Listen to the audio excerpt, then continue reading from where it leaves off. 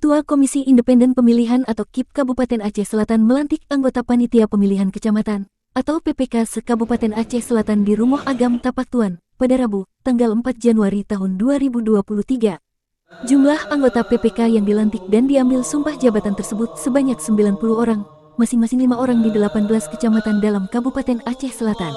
Ketua KIP Kabupaten Aceh Selatan, Saiful Bismi, dalam arahannya menyampaikan selamat kepada seluruh anggota PPK yang baru dilantik dan diambil sumpahnya. Saiful Bismi juga meminta kepada seluruh anggota PPK untuk melakukan koordinasi dengan pihak Muspika, masyarakat, serta stakeholder lainnya. Lakukan koordinasi dengan pihak Muspika, Camat, dan Ramil serta Kapolsek. Karena dengan koordinasi semua masalah dapat diselesaikan, kita tidak dapat bekerja sendiri dalam menyukseskan pemilu, pesannya. Sementara itu, Bupati Aceh Selatan Tengku Amran, yang diwakili oleh Asisten 2 Setdakap Aceh Selatan dalam sambutannya, berbagai tahapan telah dilalui dan akan dilaksanakan ke depannya. Hal ini tentu saja membutuhkan kerja keras dari jajaran KIP Kabupaten Aceh Selatan dengan dukungan sepenuhnya dari seluruh pihak terkait.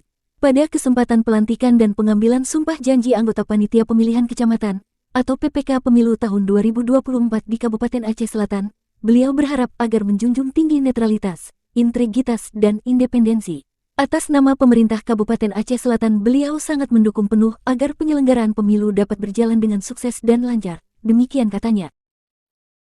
Dari Kabupaten Aceh Selatan, Sahidal Andriadi melaporkan.